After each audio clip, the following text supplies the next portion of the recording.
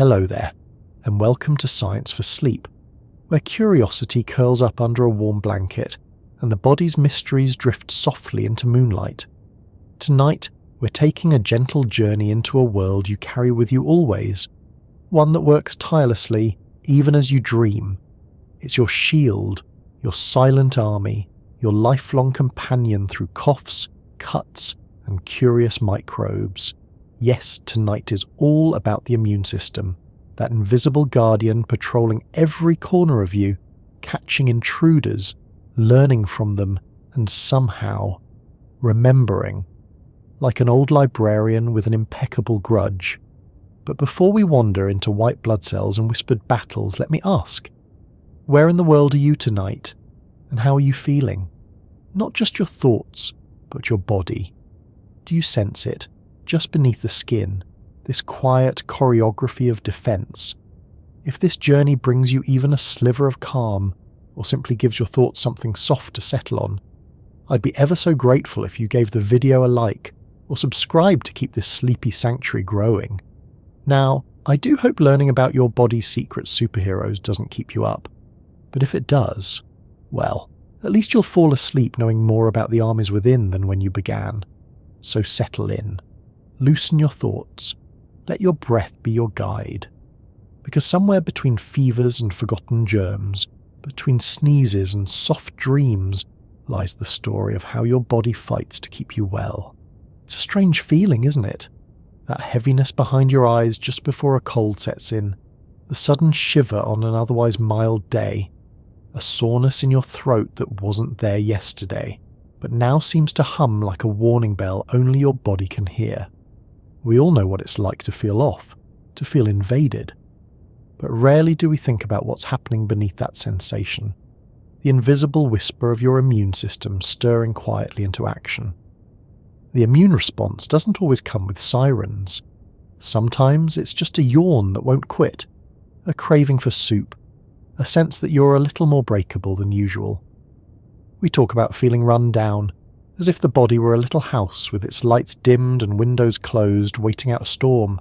But in truth, inside that quiet body of yours, a vast and intricate defense is underway. You're not just lying in bed, you're hosting a microscopic war, elegant, organized, and deeply personal. And yet, you don't hear it. You don't feel the moment a virus is intercepted. You don't cheer the white blood cell that sacrificed itself in the respiratory tract to keep your lungs safe. You don't name the antibodies like warriors in a poem. Still, they are there. Always. Working. Perhaps that's the oddest thing about it.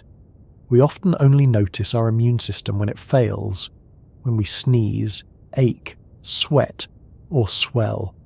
When your nose runs, it's easy to curse your body. But perhaps that runny nose is a message. We found something. We're pushing it out. Don't worry, we've done this before. It's strange to think of our bodies as learning, but they do. Your immune system keeps a memory of what it's fought before. Like a traveller who always leaves breadcrumbs home. It doesn't just defend, it remembers. And in that memory, it becomes stronger. How human is that? We often imagine immunity as a shield. Cold, hard, absolute. But in truth, it's more like intuition. Sometimes wrong, often wise, always learning. It knows when to trust, when to wait, when to go in all at once. And perhaps that's why immune discomfort feels so personal.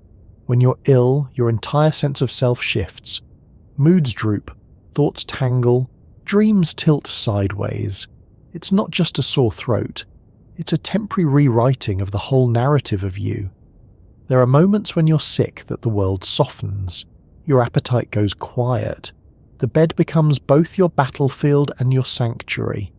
And somewhere inside you, without needing your attention, a war unfolds cell by cell, breath by breath. What a strange intimacy. To be the house and the city, the citizen and the battlefield, the patient and the cure. All at once. You don't have to know what's happening to be the one it's happening in. Even more curious is how your body responds not only to invaders, but to stress, to grief, to fear. Your immune system is tuned to your emotions. A long, hard week can wear it down. A heartbreak can weaken it. A laugh, oddly enough, can strengthen it. You might have heard that. Laughter is the best medicine. Not far off. Joy, connection, rest. These aren't just poetic comforts. They're chemical messages. They tell your immune system, it's okay, we're safe here. Lower your guard, but stay ready. And in that, we see something vital. The immune system isn't separate from you. It is you. It's your past illnesses, your childhood vaccinations, your allergies, your recoveries. It's your resilience written in proteins and pathways. A living story of what your body has faced and what it believes it can face again. Sometimes it misreads the situation. A harmless peanut becomes a deadly threat. A speck of pollen becomes a 5-alarm fire. That's the tricky thing about vigilance. Too much of it becomes its own danger. But we'll come to that in time.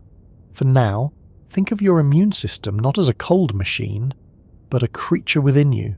Protective, curious, fiercely loyal, sometimes a little overzealous, but always yours. And here's the quiet beauty of it all. Most of the time, it does its work in silence. You breathe in thousands of bacteria a day. You touch doorknobs and handshake strangers. You bite your nails, kiss your loved ones, sip from old coffee mugs. And more often than not, you are fine. Because of the billions of immune cells humming through your bloodstream like whispered scouts, scanning, recognizing, eliminating, and moving on.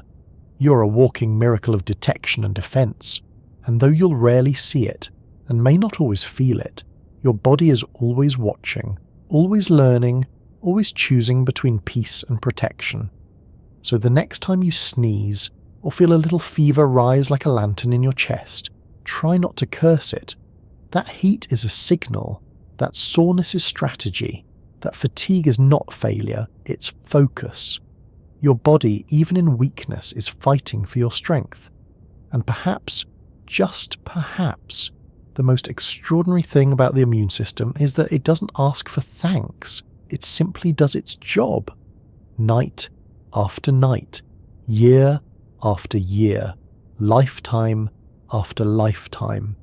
Just imagine, right now, as you listen, you may be healing in ways you cannot see.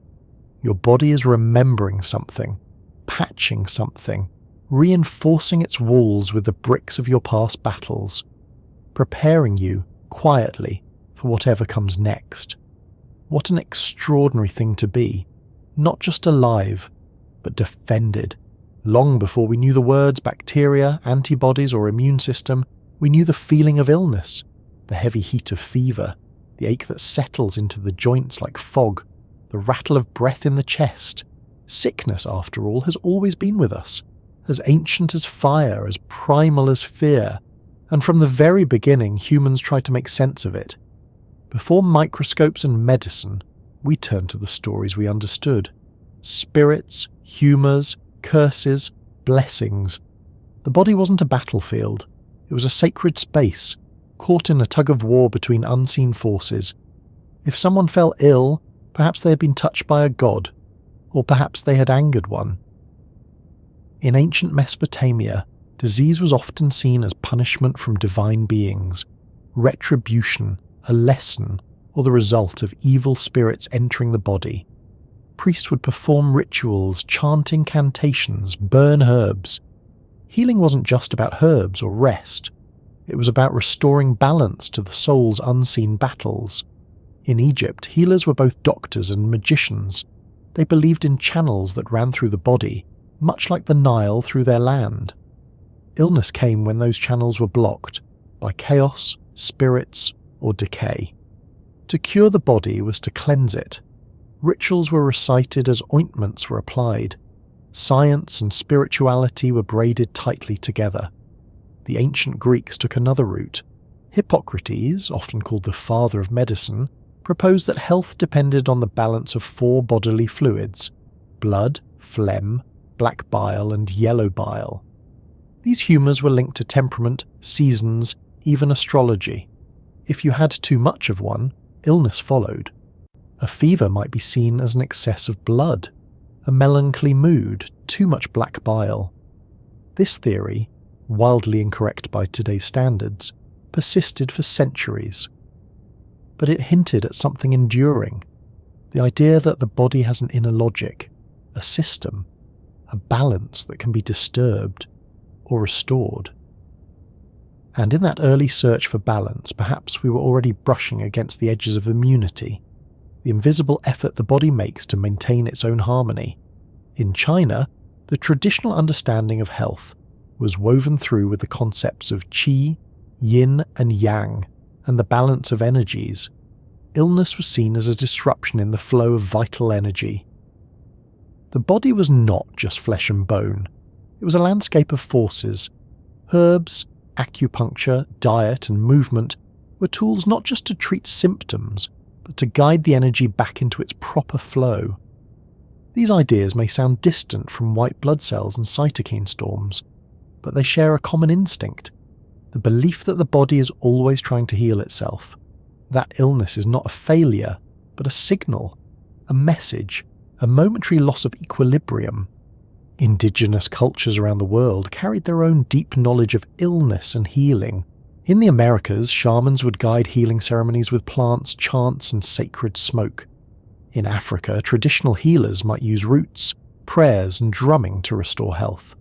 Often, the treatment addressed not just the body, but the community, the spirit, the story of the illness. Disease wasn't just in the person, it was around them. It lived in relationships, in rituals, in meaning. And so healing too became communal, a shared act of tending to life. Even language reveals how we've understood sickness over time. The word immunity comes from the Latin immunis, meaning exempt. Originally it referred to being freed from a burden, like taxes or military service. To be immune was to be untouched, protected, above the chaos. Centuries later, the word transformed. Now to be immune is not to escape battle, but to have already fought it and won.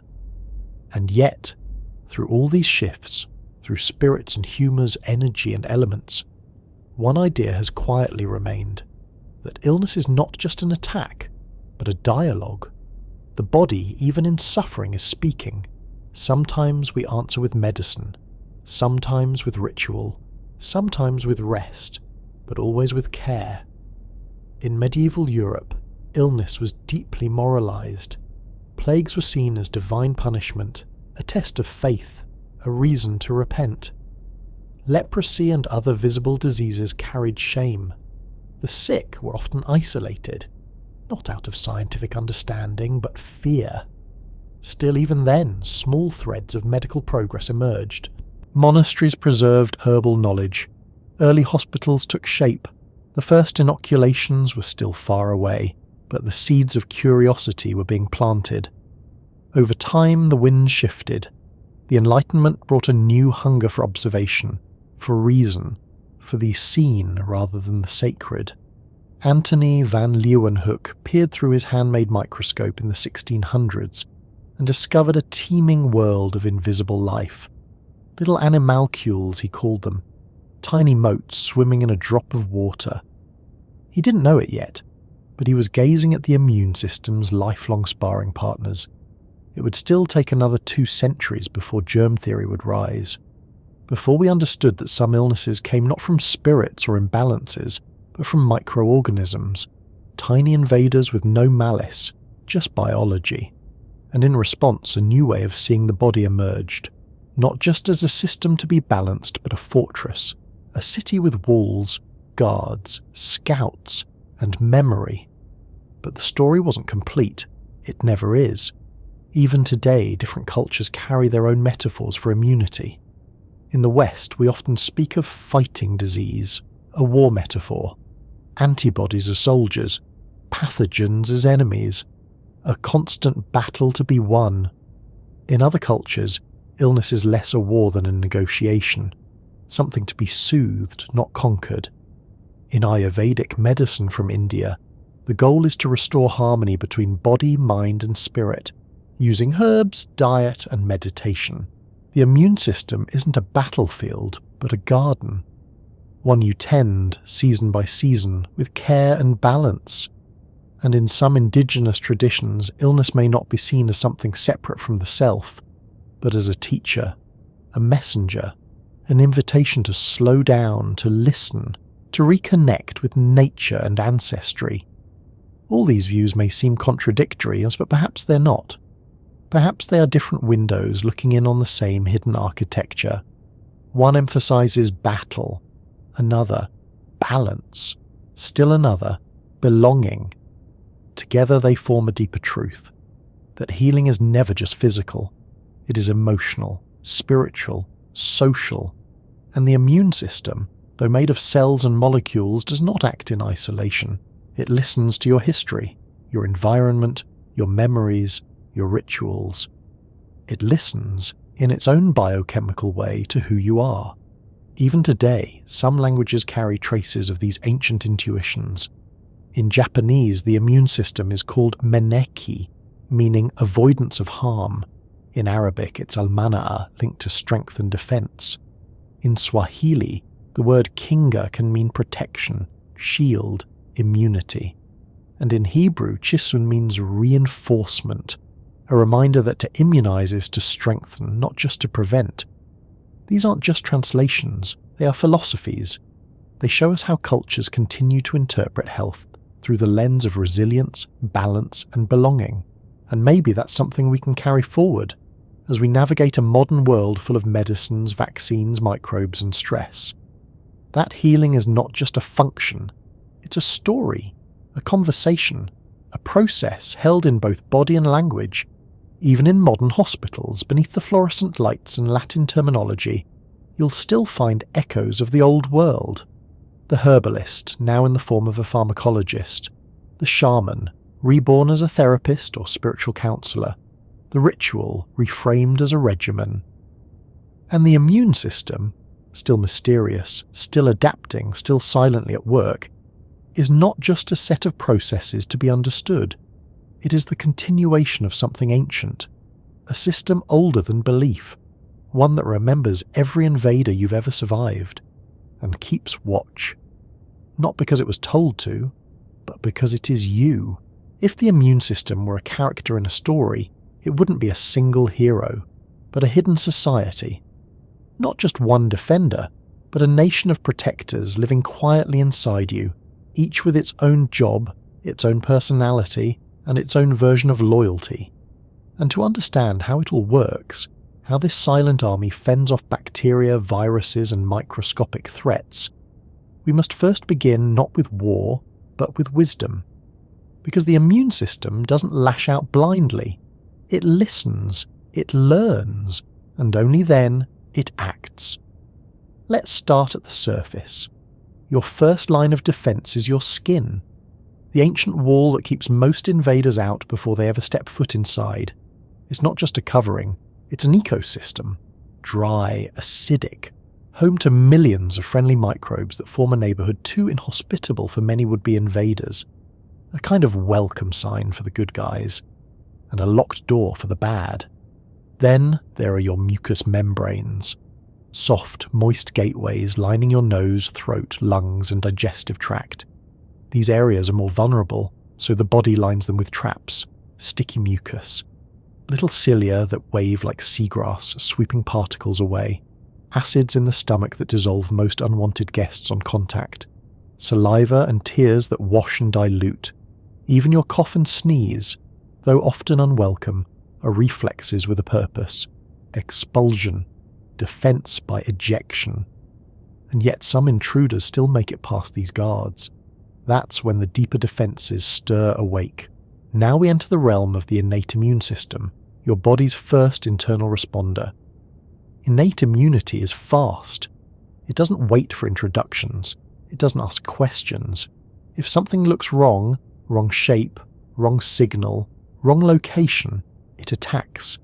Here we find phagocytes, Greek for eating cells. These include macrophages which roam the body like watchful custodians, always cleaning up. When they find a suspicious invader, They engulf it, digest it, and sound the alarm. There are neutrophils too, the most abundant white blood cells first to the scene, like cellular firefighters. They arrive fast, release toxic chemicals and die quickly, forming the creamy battlefield aftermath we call pus, and then the natural killer cells. No, really, that's their name. Unlike their more diplomatic siblings, they look for cells that used to belong, like your own, but have since gone rogue, infected, damaged, or transformed. They sense the absence of a proper ID badge, and without ceremony, they strike. These are your body's silent assassins, stopping trouble before it spreads. But innate immunity, for all its speed, is clumsy. It's a bit like a neighbourhood watch armed with sticks. Effective, but indiscriminate. It doesn't remember what it fights. Every invader is treated the same, so when the battle lingers, when the invader is clever, mutating, hiding, your body calls in the specialists. This brings us to the adaptive immune system. Slower, smarter, and profoundly more personal. It's here that your body does something extraordinary. It learns. The adaptive immune system is built around lymphocytes, a type of white blood cell with memory. There are two main kinds, T cells and B cells. If the innate system is your infantry, these are your analysts, your strategists, and your long-range weapons all rolled into one. B cells are like little factories for custom-made defense tools as antibodies. Each B cell is trained to recognize a single invader, one shape, one chemical signature. Out of the billions of possibilities, your body somehow has the blueprint ready, or will make it if needed. When a B cell finds its match, let's say a bacterial protein it's never seen before, it begins to divide rapidly, clones itself. Some become plasma cells, pumping out antibodies by the thousands. Others become memory cells, storing that recognition for years, sometimes decades.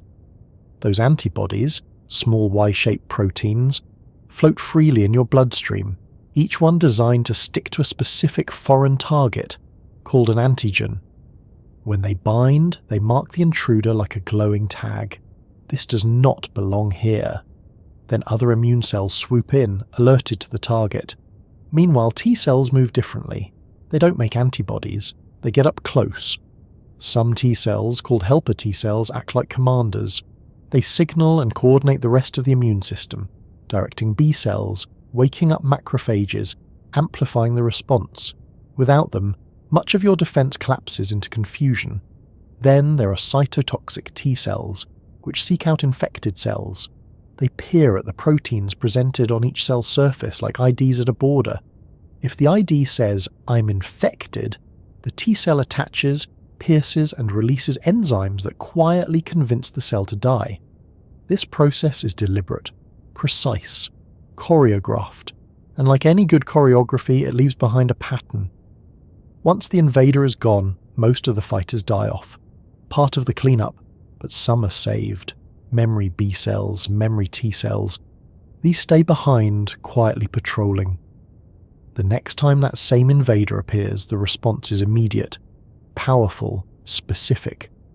This is what we call immunity. Not the absence of threat, but the body's ability to remember it. Vaccines use this principle.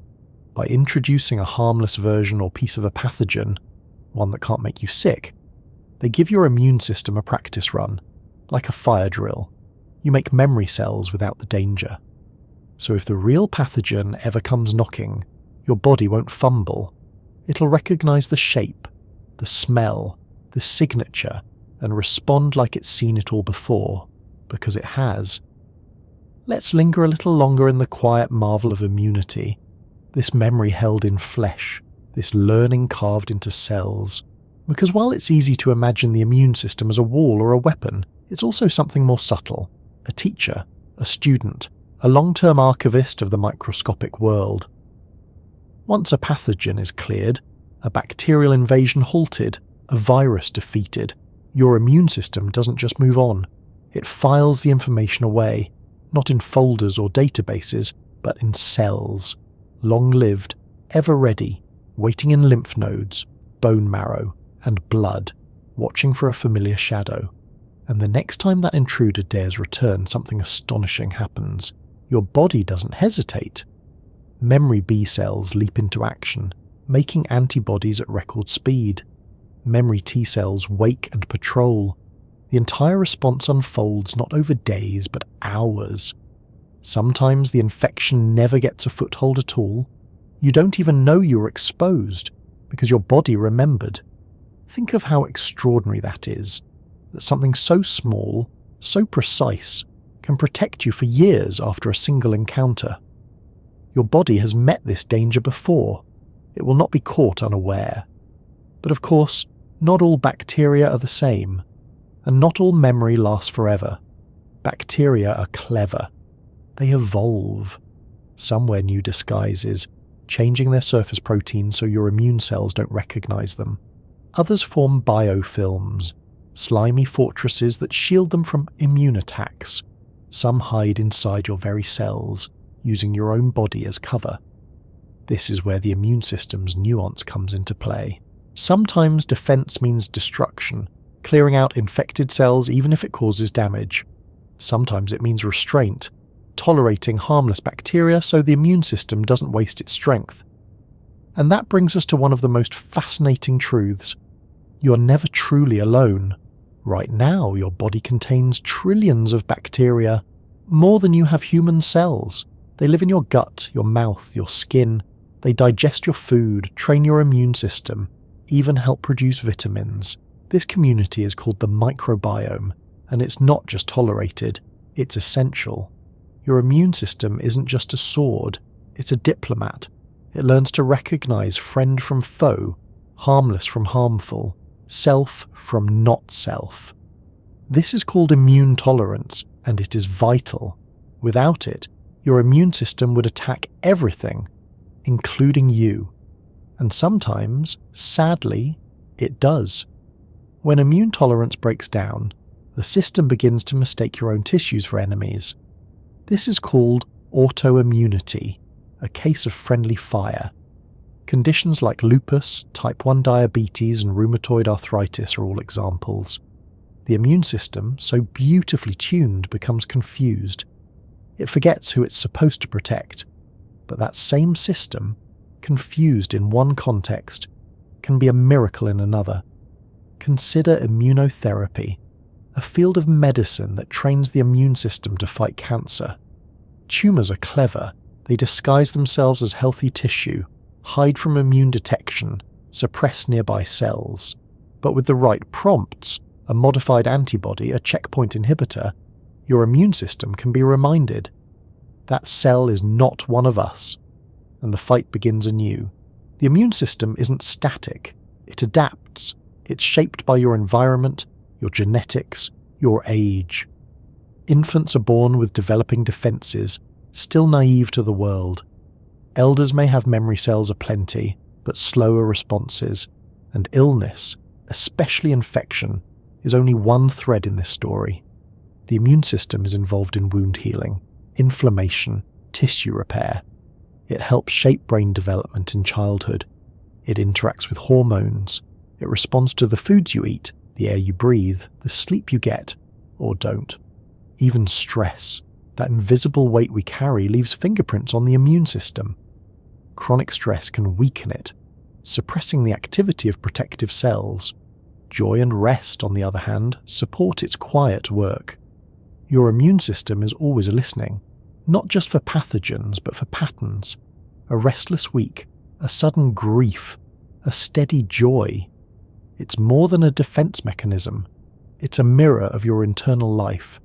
And still, through all this complexity, it keeps going. Right now, as you listen to this gentle story, perhaps under a warm blanket or in the still hush of night, your immune system is at work. Not frantically, not violently, just watching, circulating, checking, maintaining a balance so precise that we rarely notice it until it falters. That is the elegance of it, not the drama, but the constancy, the soft daily miracle of being protected, even in sleep. Let's step gently now into the finer gears of this intricate machine, not just what the immune system is, but how it moves, learns, adapts, and sometimes errs. Because the immune system isn't a monologue, it's a symphony, and every section, every instrument, plays a slightly different part. To make sense of this, let's divide it into 4 soft movements: mechanism, implications, anomalies, and interconnections. Let's begin, quietly, with mechanism. Inside your body, immune function happens on multiple scales, from massive lymph nodes nestled under your jaw to the quiet twitch of a T-cell responding to a signal. Some immune responses are swift and dramatic. Others unfold slowly, like a long conversation between old friends. We often imagine immune activity as linear. Infection enters, body responds, infection clears. But in truth, it's more like an orchestra with many themes playing at once. There are signalers and responders, regulators and effectors, cells that initiate and others that suppress. It starts with recognition, how the body knows what doesn't belong. Every cell in your body carries molecular name tags on its surface, small clusters of proteins called MHC molecules. These let immune cells check, are you one of us? Are you well? If yes, the immune system moves on. If no, if the ID is unfamiliar or damaged or missing, then the alarm is quietly raised. Macrophages and dendritic cells are the scouts, the border agents. When they detect a problem, they process the intruder and present fragments of it, little protein trophies, on their surfaces.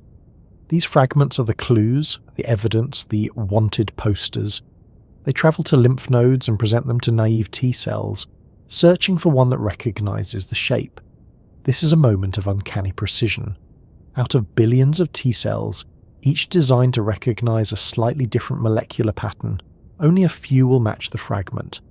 When they do, they awaken, they multiply, they prepare. This process is called clonal selection, and it's part of what makes your adaptive immunity so specific, so powerful. The right cell is chosen. That cell becomes an army. At the same time, cytokines, tiny signaling proteins, are being released like chemical whispers, telling other cells where to go, what to do, how strongly to respond. Some cytokines amplify inflammation. Others tell cells to calm down. They're like conductors in the immune orchestra, balancing urgency with control. And then comes the response itself. Cytotoxic T cells seek out infected cells and gently initiate their self-destruction. Apoptosis. No chaos, just a programmed clean death. Meanwhile, B cells release antibodies tailored to the invader's unique shape. These antibodies do not kill, they flag, they block, they call others to do the cleanup. Some antibodies neutralize, by binding to a virus and preventing it from entering cells. Others agglutinate, clumping invaders together so they're easier to remove. Some even activate complement proteins, a cascade of molecules that punch holes in bacterial membranes. All of this happens not in days, but often in hours. Incredible, isn't it? That such orchestration occurs in silence. No drums, no flashing lights.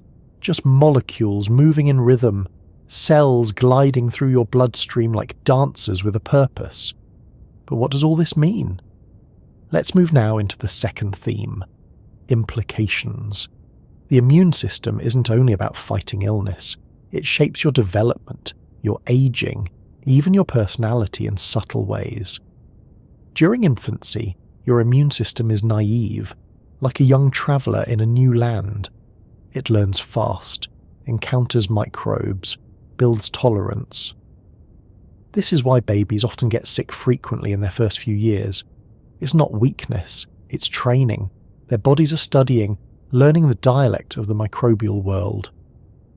In early life, a little bit of exposure to soil, to animals, to other children, helps shape a resilient immune system. This is sometimes called the hygiene hypothesis, the idea that overly sterile environments might leave the immune system undertrained, more prone to allergies and autoimmunity later in life. Your immune system also helps sculpt your tissues. In the brain, immune cells called microglia help prune unused synapses during development, literally shaping how your mind grows. In the gut, immune cells help manage your microbiome, deciding which bacteria to tolerate and which to expel. As you age, the immune system changes. The thymus, an organ where T cells mature, shrinks with time and fewer new T cells are made. Memory cells accumulate, but response times slow. Vaccines may work less efficiently. Infections hit harder. Inflammaging, a quiet, chronic inflammation associated with aging, can emerge, subtly influencing everything from cardiovascular health to mood. But even in old age, your immune system is adapting. It may be slower, but it's still listening, still learning, still quietly at work. Sometimes, though, the balance is disturbed. This brings us to the third theme, anomalies. The immune system, for all its brilliance, is not infallible, and when it makes mistakes, the effects can ripple widely. Take allergies, those curious overreactions to things that pose no real threat. Pollen, pet dander, peanuts. In these cases, the immune system responds as if under attack, triggering the release of histamines and other chemicals that cause swelling, sneezing, itching, and in some cases anaphylaxis. Why does it happen? The full answer isn't known, but part of it may lie in genetics, early exposure, and again, training. The immune system, lacking real enemies in early childhood, may turn to false ones. It's like a guard dog that never learned the difference between visitors and intruders. Then there are autoimmune diseases, where the body attacks itself. Cells meant to protect become confused. In multiple sclerosis, the immune system targets the myelin sheath around nerve cells. In type 1 diabetes, it destroys insulin-producing cells in the pancreas. In lupus, it turns on tissues throughout the body. These conditions are not failures in the classic sense. They're examples of a system trying to be vigilant, but losing its bearings. The difference between self and not self, once so clear, becomes blurred. And then, of course, there's immunodeficiency, when the system is weakened or absent.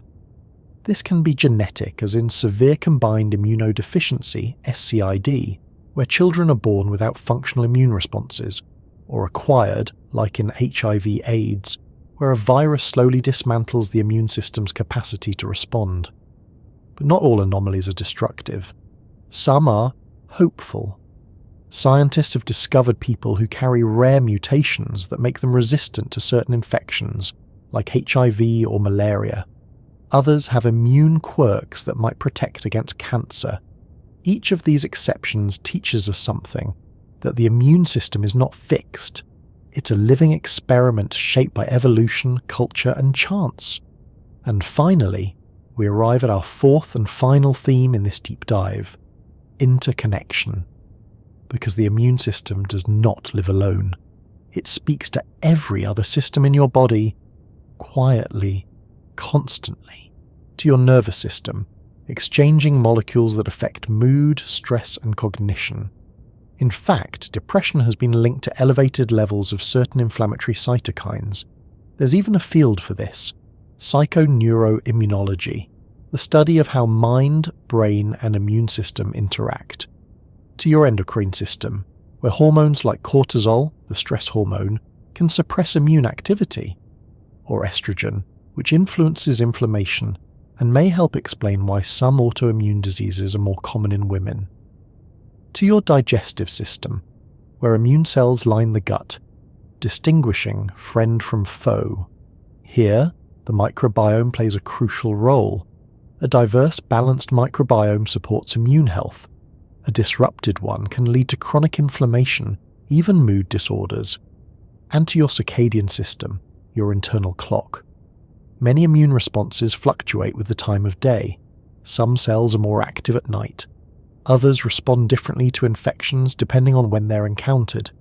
Even the effectiveness of vaccines and medications can vary with the hour. Your immune system, in other words, is not a separate entity. It is a thread in the tapestry of you. It listens to your body. It speaks through your symptoms. It remembers your past. And it shapes your future. There's a kind of awe that settles in when you realize how much of your survival depends on things you never think about. Cells that don't speak a word but understand everything. responses timed to the second, deaths of individual cells that keep the larger you alive. And yet, the immune system has stranger stories still. Some of the most captivating come from edge cases, those puzzling or rare conditions that don't follow the usual script. They are where the immune system seems to colour outside the lines, revealing its potential, its fragility, and its depth. One such case is the immune privilege of certain body parts. Most of your tissues can spark a full-blown immune response when under attack, but some areas are exempt. Your brain, your eyes, your testes, even a developing fetus. These zones have what scientists call immune privilege, a kind of diplomatic immunity from full immune surveillance. Why? Because inflammation, while protective, can be destructive in the wrong place. The eye is too delicate, the brain too vital. Better to suppress the guards than risk friendly fire, but this privilege can also be exploited. Some viruses and cancers take shelter in these zones, hiding from the immune system like fugitives behind diplomatic walls. And then there's immune amnesia, a strange side effect of certain viral infections, most famously measles. When the virus infects the body, it doesn't just cause a rash and fever. It can also wipe the immune system's memory of previous invaders, making you vulnerable to infections you had once defeated. It's like shaking an etch-a-sketch. All those careful drawings of past battles, gone. And yet, the immune system recovers, slowly, rebuilds its libraries, writes its stories again. This too is part of its magic. Its resilience isn't just in the moment, it's in the capacity to relearn. Let's go deeper. There's a quiet revolution happening in how we study the immune system, especially around the idea of trained immunity. Traditionally, we thought only the adaptive immune system could remember, with its T cells and B cells, its antibodies and memory libraries. But now evidence suggests that even the innate immune system, that supposedly non-specific first responder, can change with experience. Macrophages, for instance, might respond more strongly after previous encounters, not in the precise way a B cell does, but in a general readiness, a kind of cellular intuition. This training isn't stored in memory cells, it's written in epigenetic marks, chemical tags that change how genes are read without changing the genes themselves. In other words, your past shapes not just what your body knows, but how your cells read their own blueprints. It's as if the immune system has a soft pencil, scribbling marginal notes in its instruction manual. Next time, react faster. Next time, be gentler. And this leads us to one of the most poetic elements of immunity, balance. Because defense is only part of the job. The real art of the immune system is knowing when to stop, when to heal, when to let go. After an infection clears, the immune system doesn't just power down, it transitions. Inflammatory cells are removed, cytokines fade, tissues are repaired. Regulatory T cells, kind of immune peacekeeper, step in to suppress lingering activity, like a conductor lowering their baton after the final note. This resolution phase is as important as the battle itself. If the system doesn't wind down properly, inflammation can continue unchecked, chronic, silent, harmful. Some of the most common health conditions today, heart disease, type 2 diabetes, certain cancers, have inflammatory components, not infections, but immune activity that's overstayed its welcome, like a fire that wasn't fully put out. Which is why rest matters, sleep, nutrition, movement. These aren't just lifestyle tips, they're quiet communications with your immune system, letting it know when to rise, when to soften, when to rebuild. Even meditation, long dismissed as fringe, is now being studied for its subtle effects on immune signaling, not because it's a cure-all, but because the immune system listens to rhythm. And when your thoughts slow, your breath deepens, your stress dissolves, the immune system hears that too. Let's take one last turn through this inner world, now through the lens of communication. Because if there's one thing the immune system excels at, it's dialogue. Cells talk constantly, in molecules, in motion, in presence and absence. One releases a cytokine, another changes direction, a third divides, a fourth dies, and sometimes they argue. Cancer cells, for example, try to fool the immune system by expressing proteins that say, "We're harmless." They exploit immune checkpoints, natural breaks that prevent overreaction. But in immunotherapy, we now have drugs that release those breaks. Called checkpoint inhibitors, they remove the camouflage, revealing the enemy beneath. It's not a perfect system, side effects happen. But it's a powerful reminder that immunity is not just force, it's recognition, it's understanding.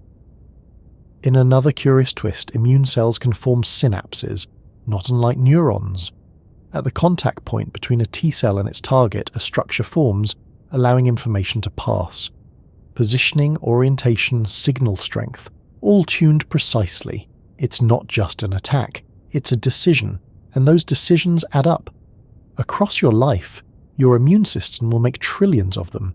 Each moment it will choose, attack or ignore, remember or forget, endure or inflame. And somehow, without your conscious involvement, it gets it right, most of the time. Perhaps that's why we don't think of it often, because it doesn't demand our attention. It works while we sleep. It learns while we forget. It holds the line so we can live without fear.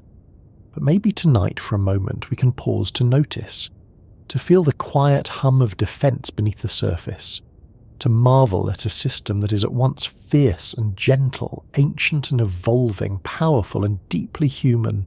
Because your immune system is not a machine bolted into place. It is a garden, growing, a choir, tuning, a story, always being rewritten in cells, in signals, in memory and grace. And it's yours, every heartbeat of it. It's strange to think that for most of human history we had no idea what the immune system was. No cells, no pathogens, no knowledge of blood types, white cells, antigens or antibodies. And yet, people still survived, healed, recovered. Somehow, deep inside the body, battles were won. But the generals and foot soldiers were still unknown to us, their names centuries from being spoken. We knew the effects. We saw the fevers, the swelling, the rashes, the scars. We felt the chills before the storm and the warmth of health returning like sunlight after rain. But what caused these things? What power made a child live through smallpox, never to catch it again? What allowed one person to recover while another slipped away? The earliest answers weren't scientific. They were spiritual, metaphorical, intuitive. And perhaps, in their own way, those answers held a kind of truth. In ancient texts from Egypt, China and India, we find the first records of disease and healing, not explanations in the modern sense, but descriptions. Fever as imbalance, illness as punishment, recovery as favour from the gods. In the Atharva Veda, an ancient Indian scripture, there are hymns for driving out disease spirits, invoking herbs as sentient healers. In early Chinese medicine, the body was seen as a garden of energy, and illness as disturbance in the harmonious flow. Still, even without microscopes or medicine, there were patterns that people noticed. The survivor of one illness did not fall ill the same way again. Children who made it through certain fevers seemed stronger after. And healers, the keenest observers of their time, began to record these strange consistencies. Then came one of the earliest breakthroughs, variolation.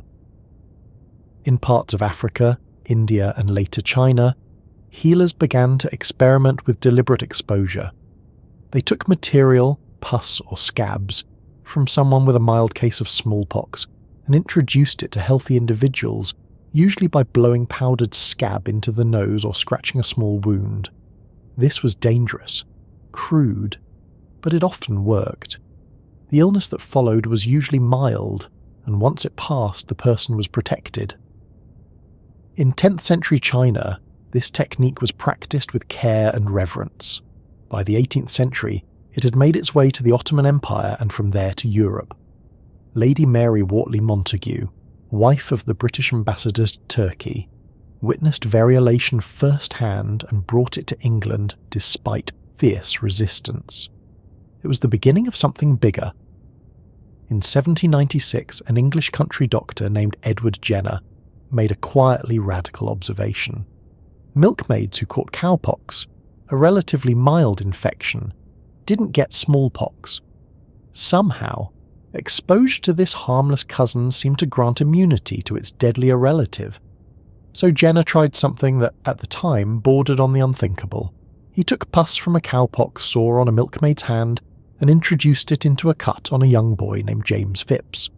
The boy got a mild fever, recovered, and later, when exposed to smallpox, he did not fall ill. It worked. He called the technique vaccination, from vacca, the Latin word for cow. It would take decades for this approach to be accepted, and longer still for it to become widespread. But it was a turning point. The first time humanity used prevention not as prayer, but as deliberate biology. Still, no one knew how it worked. The immune system remained invisible. That would begin to change in the 19th century, when a series of thinkers, tinkerers, and quietly obsessed scientists began to peel back the layers. In the 1860s, Louis Pasteur, a French chemist with a gift for deduction, made one of the most important connections in history: that diseases could be caused by tiny organisms, germs. He didn't discover bacteria. Others had glimpsed them through rudimentary microscopes centuries earlier, but he proved that they were not just curiosities. They were agents of illness. They spoiled wine, soured milk, and, most chillingly, killed people.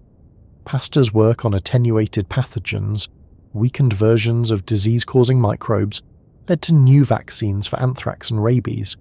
He didn't know about T-cells or antibodies, but he knew that exposure to a weakened threat could build protection. His contemporary, Robert Koch, helped identify specific bacteria as the cause of diseases like tuberculosis and cholera.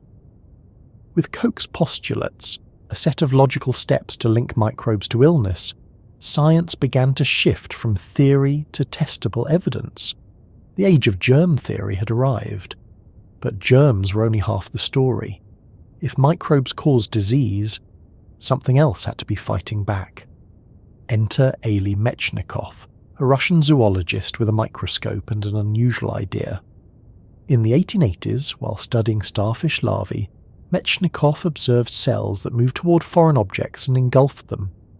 He called them phagocytes, eating cells. He proposed that these cells were the body's first defense against invaders. At first, the scientific establishment scoffed, but slowly, as more evidence accumulated, Metchnikoff's theory gained ground.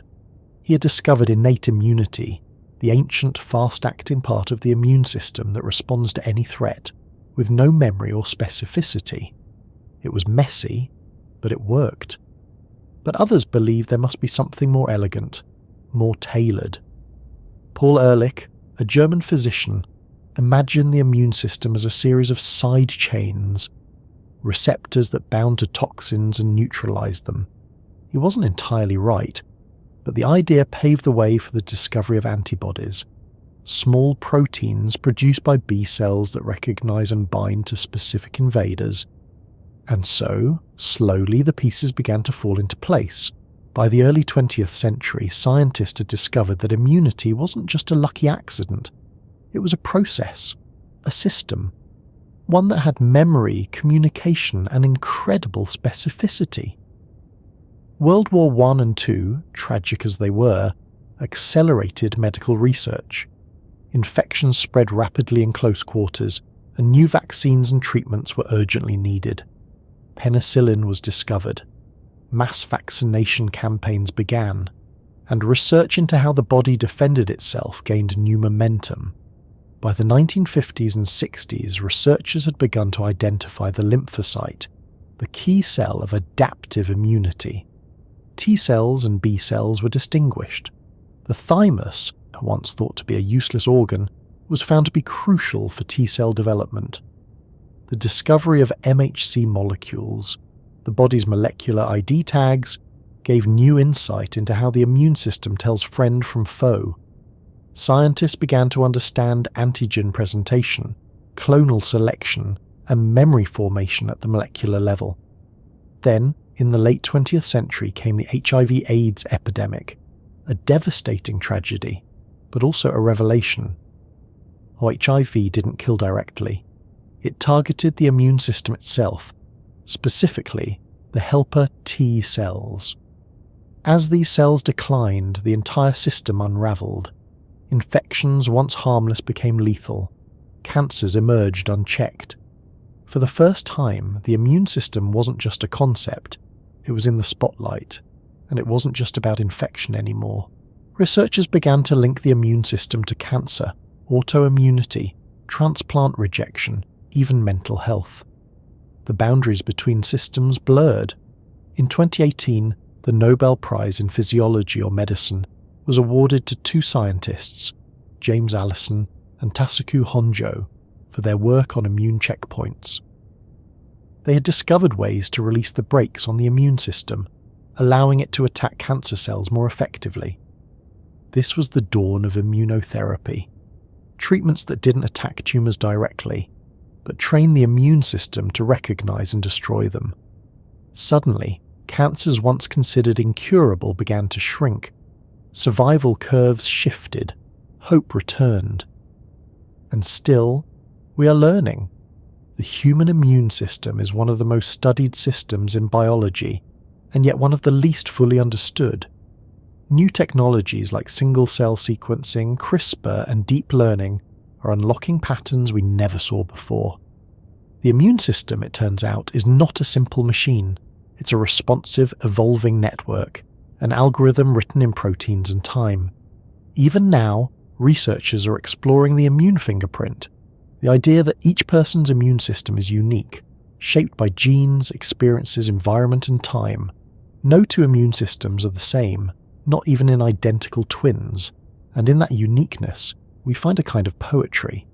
Because immunity is not just protection, it is memory, it is story, it is the invisible autobiography your body writes, from the first germs you met as a child, to the vaccines you received, the colds you conquered, the foods you tolerated, the wounds you healed. It is you, written in cells, rewritten every day, a history not of what happened outside, but of how you responded.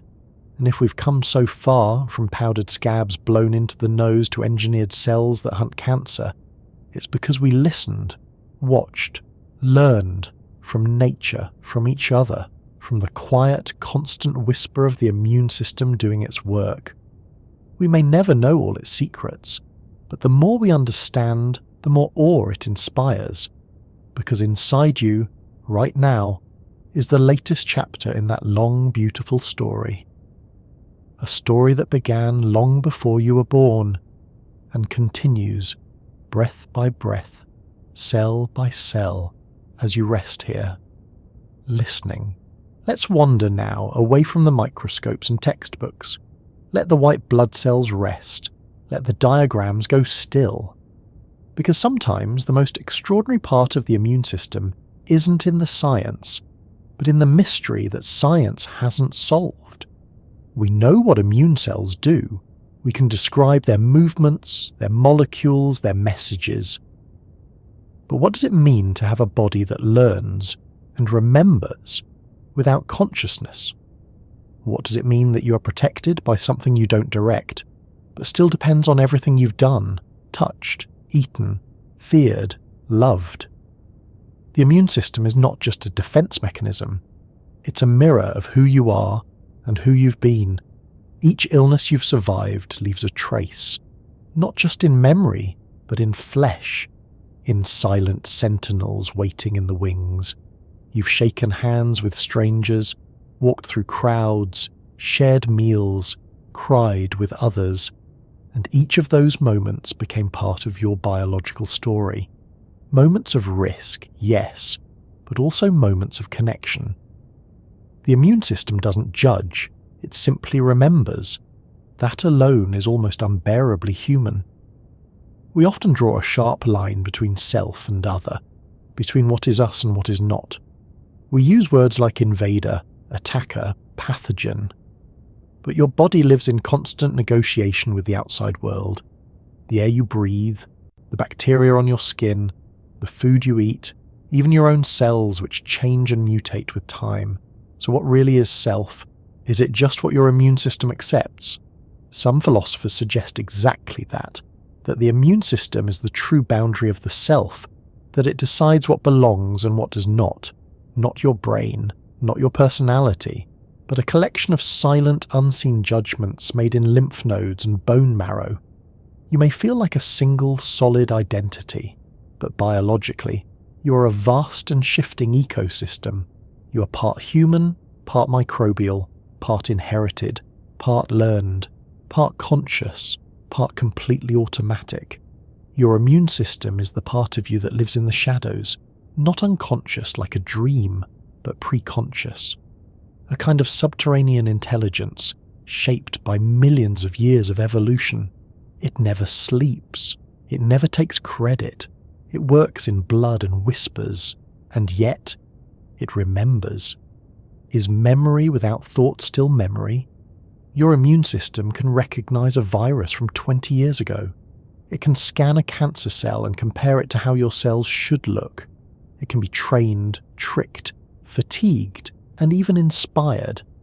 Some scientists compare it to a distributed brain, one that doesn't think in language but in patterns, in shapes, in signals and responses. No single immune cell holds all the information, but together they do something extraordinary. They create recognition without thought, defense without direction. Some even wonder, is this a kind of intelligence? Not like your mind, not layered in introspection or choice, but something older, simpler, wiser in a way, because it doesn't overthink, it responds. And then there is the question of identity. Every human has a unique immune profile, shaped by genetics, yes, but also by time. Twins separated at birth will begin with similar immunity. But over time, their immune systems diverge, shaped by different exposures, environments, diets, microbes. This means that you are not immunologically the same person you were 5 years ago, or 5 months ago. You are a living archive of your experiences, each one written in the language of proteins and cells. And that makes identity feel less like a fixed point, and more like a conversation between who you were, who you are, and what you've encountered along the way. There's also something deeply existential in the way the immune system handles memory and loss. When a loved one dies, we grieve, but the immune system doesn't. If you've been exposed to the same pathogens as someone else, if you shared illnesses, lived in the same home, you may still carry immune memories of them, fragments of the same bacteria, the same colds, the same viral blueprints. Your body may hold on to those memories long after the person is gone, and there's something almost sacred in that we share not just meals or stories, but immunity. That healing too can be communal. And then there are the speculative questions, the ones that science hasn't answered, not because they're unscientific, but because they live in the places where science meets imagination. Could we one day map a person's entire life in immune memories?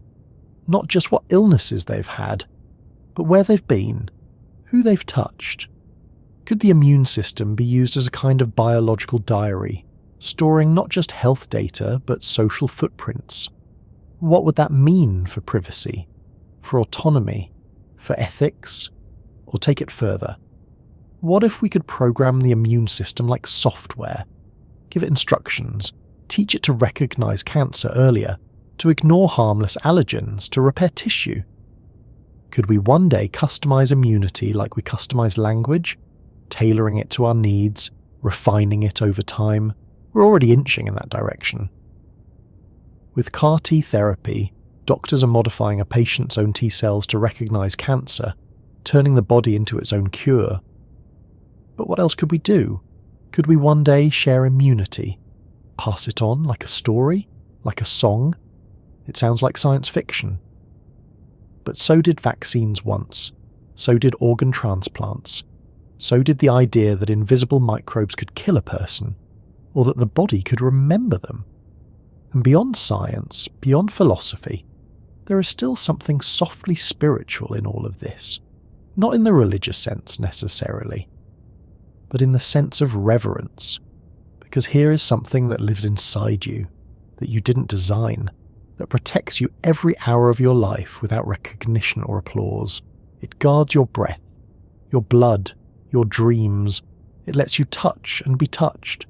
It lets you open to the world and still be whole. It does not seek perfection, just balance. And in a world full of noise and uncertainty, that quiet commitment, that unseen loyalty, is something to marvel at. Maybe the immune system is not just a biological process. Maybe it's a metaphor for resilience, for relationship, for trust. Maybe it teaches us in its silent way that boundaries are not always about walls, but about wisdom, knowing what to let in, what to hold on to, what to release. And maybe, just maybe, it's a kind of companion, one that has been with you from the beginning, that walks with you through every fever, every healing, every scar, asking for nothing in return. It will not write poems for you. It will not explain itself. It will simply act, and it will act on your behalf.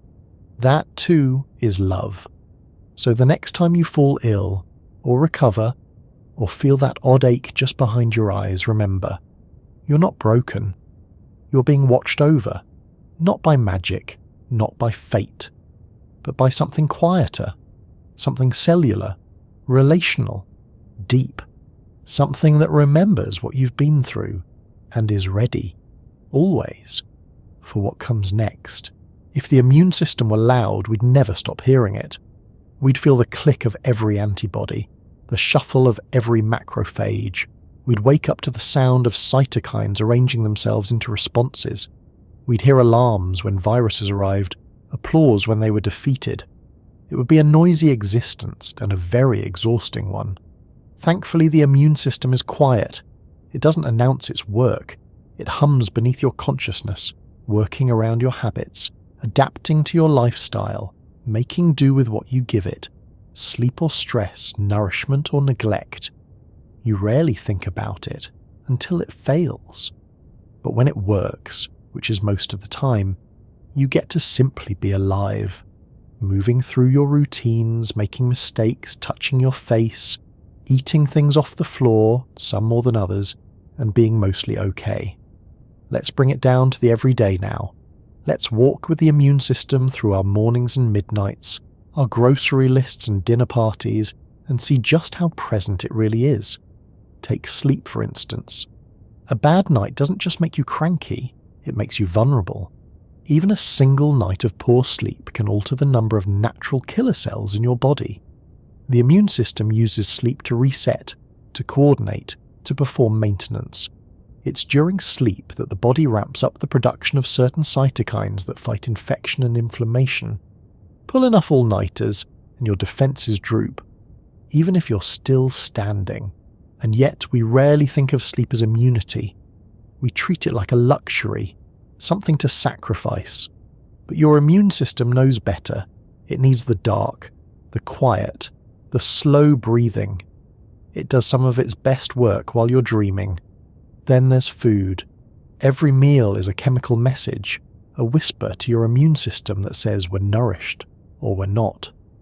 A diet rich in fiber, fruits, vegetables, fermented foods. These don't just fill your stomach. They feed your microbiome, and through it, your immune system. Gut bacteria produce short-chain fatty acids that regulate inflammation, influence T-cell function, and help keep the lining of your intestines strong and selective. A healthy gut isn't just about digestion, it's about diplomacy. It teaches your immune system what to tolerate and what to resist. When you eat garlic, turmeric, ginger, leafy greens, your immune system listens. When you overdo the sugar, the alcohol, the ultra-processed mystery meals, it listens then too. It adjusts. But over time, the adjustment becomes strain. Still, your body forgives with surprising grace. Exercise? That helps too, in moderation. A brisk walk, a dance in the kitchen, an afternoon of weeding the garden. Movement circulates immune cells, boosts surveillance, enhances response. Overtraining, though, can suppress it, reminding us again, balance. Your emotions matter too. Stress, especially the kind that lingers, has a quiet way of chipping away at immunity. Cortisol, the body's main stress hormone, tells the immune system to stand down. In short bursts, that's helpful, a reprieve. But over time, constant cortisol wears on the system. Chronic stress is linked to slower wound healing, increased inflammation, and reduced vaccine response. But laughter, connection, a deep, tearful conversation with a friend that leaves you feeling lighter, those don't just feel good. They change you, chemically, immunologically.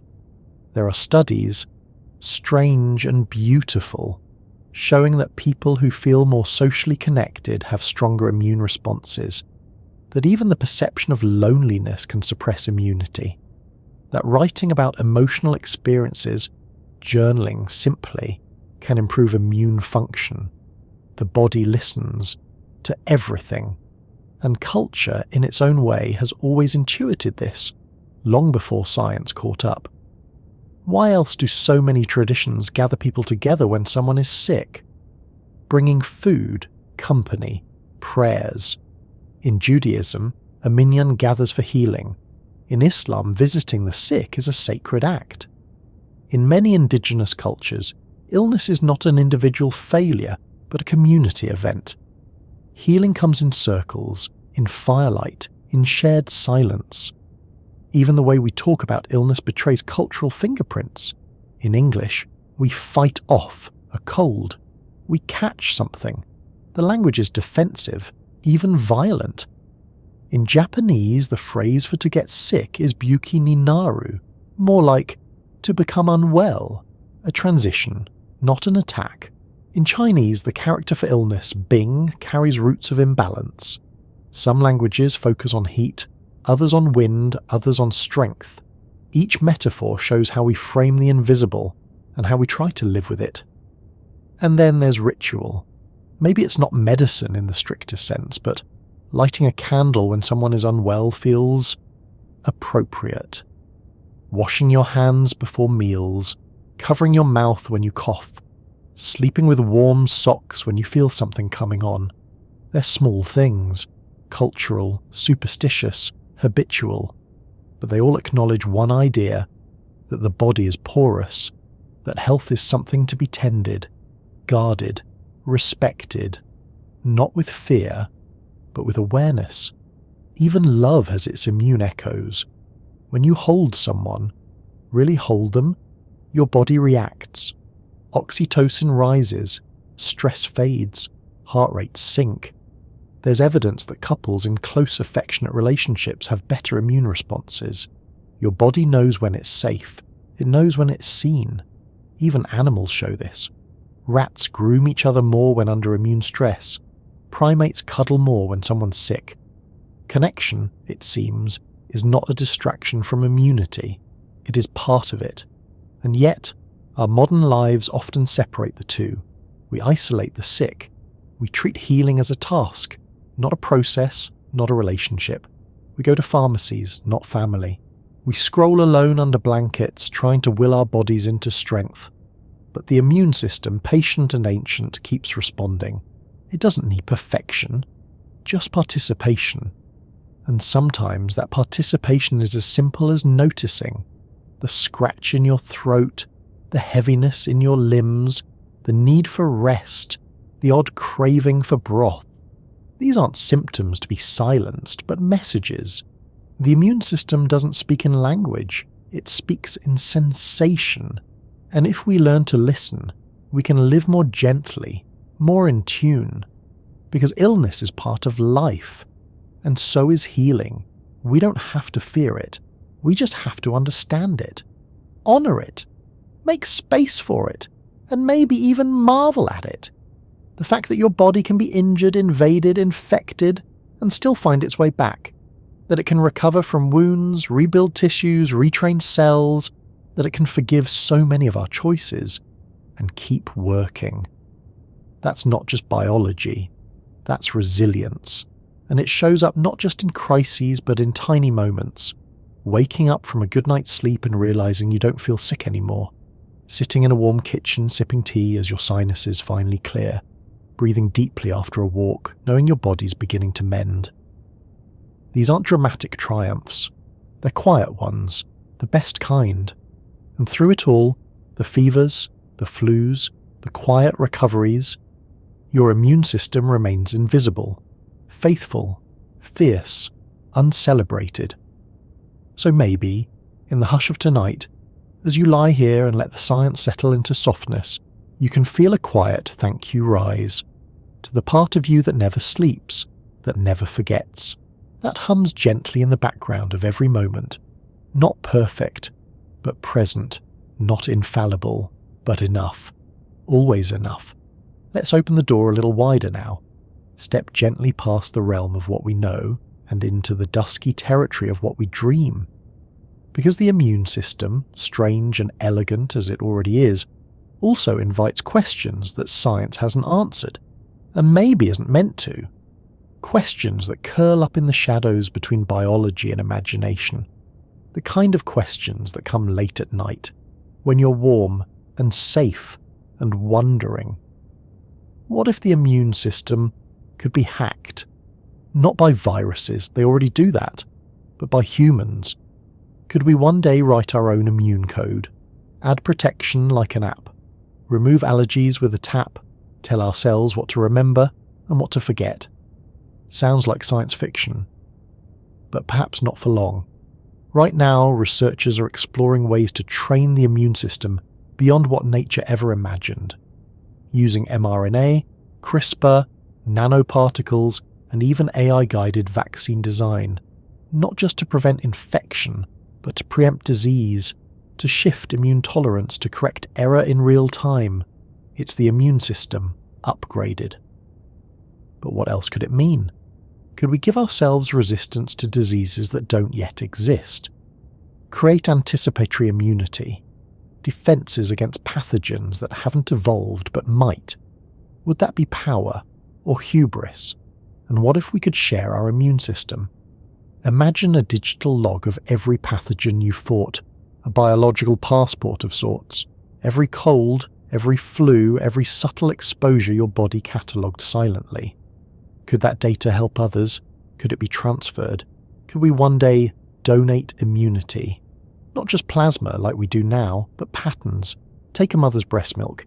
It contains antibodies tailored to her environment, her exposures, a biological telegram sent to her child, a whisper of protection, a transfer of lived experience. What if we expanded that?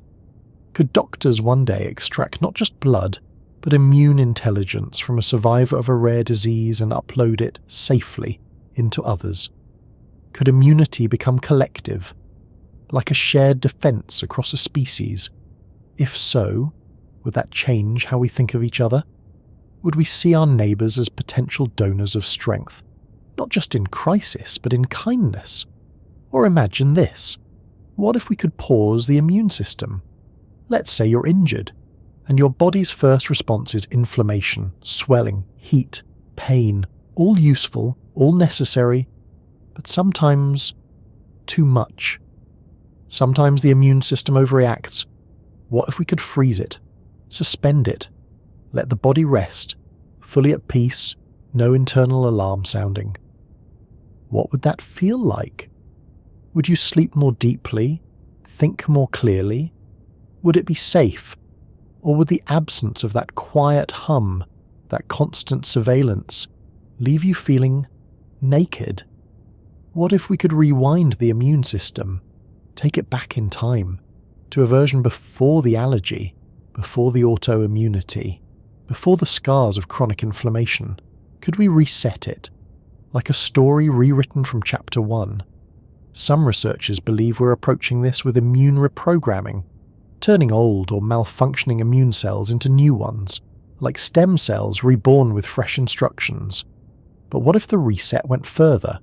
What if we could choose our immune profile, like selecting traits in a video game character, less reactive, more tolerant, strong against viruses, light on inflammation, no pollen allergies please, and an option to never get food poisoning again? Would that be health, or would we lose something essential in the trade? Because the immune system, in all its complexity, isn't just protection, it's personality. It shapes our experiences, even the uncomfortable ones. The flu that cancelled your plans, the sore throat that made you slow down, the allergic reaction that reminded you how fragile things can be. Without those moments, would we be less human? Now let's walk into stranger territory. Imagine the immune system as a language. Each cell a word, each cytokine a verb, the whole system a grammar of recognition and response. Could we one day learn to speak it? Not just manipulate it, but understand it fluently? Could we whisper into our bloodstream, "Stand down, all is well"? Could we write immune poems, lullabies of tolerance and peace? There are experiments right now using electromagnetic fields, sound, even light to influence cellular behaviour, so the idea isn't absurd. The body listens in more ways than we know. Maybe one day healing won't come in the form of pills or injections. Maybe it will come in sound, or vibration, or a song written in frequencies only ourselves understand. And then there are the paradoxes, things that don't quite make sense even now. Take pregnancy, for example. A fetus is genetically distinct from its mother, half foreign DNA. By all rights, the mother's immune system should attack, and yet it doesn't. Why? We know some of the mechanisms: immune privilege, suppressive cells, hormonal signalling, but the truth is, it's still a mystery. The body makes room, intelligently, kindly. It accepts this strange, half-familiar guest. Isn't that something? That we're capable of such biological hospitality? Or what about the fact that your body can attack itself? In lupus, in Crohn's, in type 1 diabetes, the immune system becomes confused. It sees danger in the very fabric of you. Why does that happen? Some say it's genetics, some say trauma, some say infections gone awry. But no one really knows. And here's the quiet truth. The immune system is deeply personal. Two people can be exposed to the same microbe. One falls ill, the other feels nothing. Two people can receive the same vaccine. One responds perfectly, the other not at all. It's not fair. But it is real, and it reminds us, immunity is not a wall. It's a relationship, sometimes fragile, sometimes fierce, always changing. Let's leap even further now. What if the immune system exists not just in us, but in everything alive? We already know that plants have immune responses. They produce chemicals when under attack. They remember droughts. They defend against parasites. They don't have white blood cells, but they adapt. Even bacteria have primitive immunity. CRISPR itself comes from the way bacteria record the DNA of viruses that attack them. It's their form of memory, of revenge. Could this mean that immunity is not a human invention, but a universal trait of life? Maybe it's the signature of living things. To survive, you must remember what threatens you. To grow, you must learn what to ignore. And to live, you must balance both. In science fiction, we often imagine alien life as something unrecognizable, beings with glowing eyes, incomprehensible motives. But maybe the real question is, would they have immunity? Would they carry memories in cells? Would they protect their version of self the same way we do? And if so, maybe we're not so different after all. Maybe immunity is the shared grammar of biology, a language written in responses, in silence, in scars. One more question, perhaps the strangest of all. Could the immune system be conscious? Not in the way you are, not with words or worries, but in the way forests are aware of drought, in the way flocks turn in unison, in the way you know when you're being watched before you see it.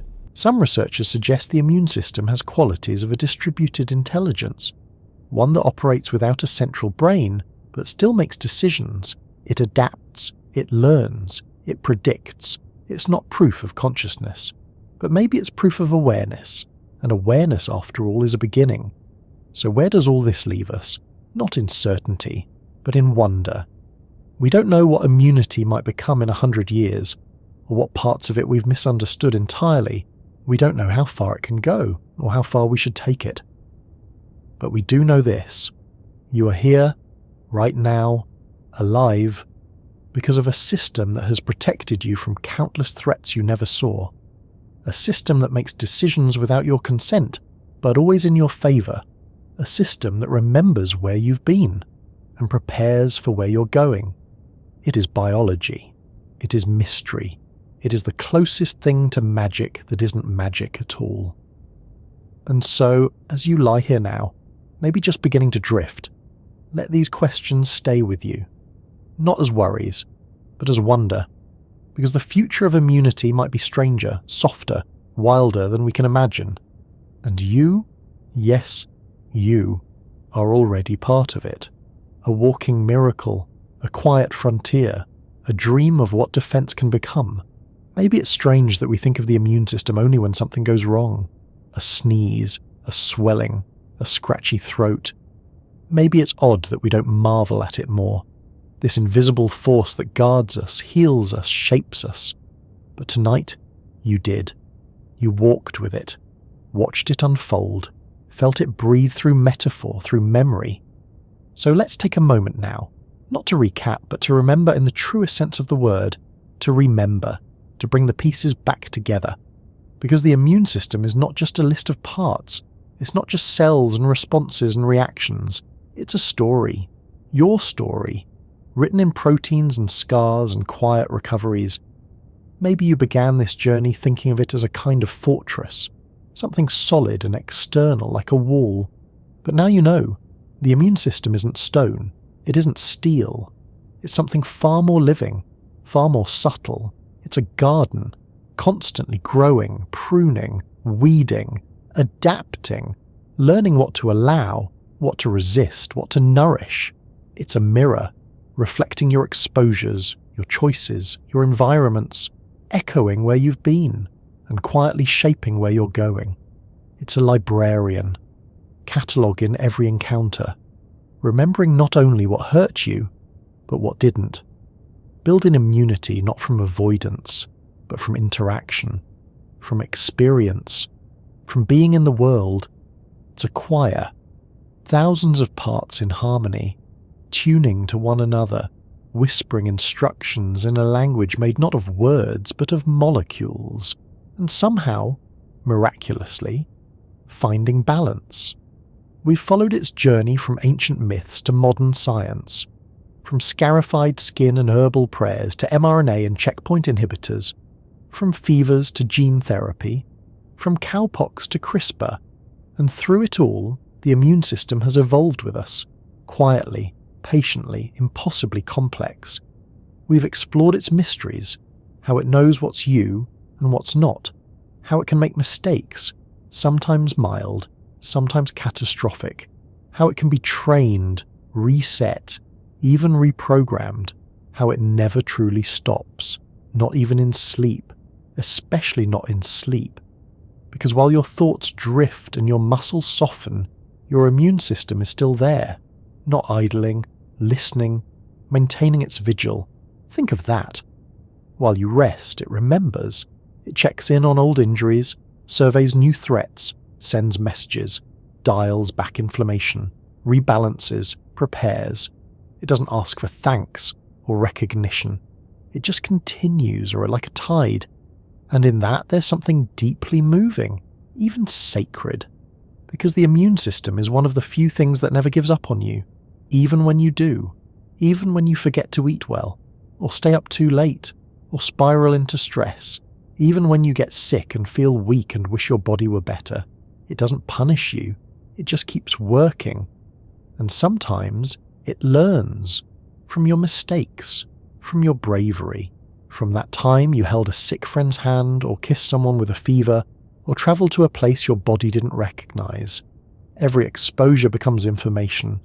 Every illness, even mild, becomes memory. Even your first cold as a child is still, in some way, part of your cellular library. Isn't that beautiful? That your body keeps a record not just of trauma, but of triumph, of survival, of tiny battles won, quietly, softly. Let's return for a moment to our earliest metaphor. In the opening of this journey, we said, the immune system is your silent army, your lifelong companion, the part of you that never stops defending. But maybe that's only part of the story. Maybe it's more than a soldier. Maybe it's a guide, a reminder that boundaries don't have to be hard, that defense doesn't always mean destruction, that healing isn't weakness, it's intelligence. The immune system teaches us something, to recognize, not just resist, to listen, not just react, to learn and then let go. Because after every immune response, every fever, every swelling, every cell that rushes in to save the day, comes the most important part, resolution. The immune system knows when to stop, knows when to soften, knows that true health isn't the absence of conflict, but the presence of peace. That's a lesson worth remembering. And in this world of alerts and alarms, where we often feel under siege, by deadlines, by data, by news, by the weight of simply being awake, maybe the immune system has something to teach us about pacing, about quiet strength, about rhythms deeper than language, because immunity is, at its heart, a practice of discernment. It learns what matters, what needs a response, and what doesn't, what's dangerous, what's different, what's familiar, what's safe. And that discernment, that wisdom, you have it too, not just in your biology, but in your being. You can cultivate it, breathe into it, rest in it. So as this reflection draws to a close, let yourself feel what you've learned, not as data, but as presence. You're not just defended, you're known, not just protected, but remembered. Every breath, every blink, every beat of your heart, supported by a system that has been with you since before you were born, that will stay with you through every wound and every wonder. A system that sees you at your worst and still shows up. Maybe the immune system isn't just science. Maybe it's devotion. And maybe, as you sink deeper into stillness, that's all you really need to know. That your body, complex, imperfect, miraculous, holds within it a vast intelligence. Not because you earned it, not because you ask for it, but simply because you are alive. And that is enough. It always has been. It always will be. So, where are you now? Still listening? Half asleep? Somewhere in between? Maybe your body has already begun to let go, limbs heavy, breath slow, thoughts drifting like soft clouds across the ceiling of your mind. And maybe, as you lie there, you can feel something quiet beneath the quiet. That low, constant hum. The immune system, still working. You don't have to do anything. It knows what to do. It has always known. Tonight you've learned so much, not in the hurried, anxious way the world sometimes demands, but gently, like water seeping into the cracks. You've wandered through biology, through metaphor, through memory and mystery, through the places where science ends and wonder begins. And still, even now, your body is remembering, not the facts, but the feeling that you are protected, that you're made of processes far older than your worries, and that rest, deep, honest, cellular rest, is a form of healing too. If this brought you peace tonight, if it softened something, or steadied your breath, or simply gave you space to float, you're welcome to return, to pause, to listen again whenever you need to. And if you'd like to support this little corner of calm, where science meets sleep, you can like, subscribe, or share it with someone who could use a gentle night. But there's no pressure. This moment is yours. So let's end, not with noise, but with quiet gratitude to your body for carrying you, to your immune system for remembering what you've survived, to yourself for showing up, for slowing down, for letting go. Sleep well, fellow traveller, wherever you are, whoever you've been, and whatever your immune system may be quietly tending to. You're safe here. Good night.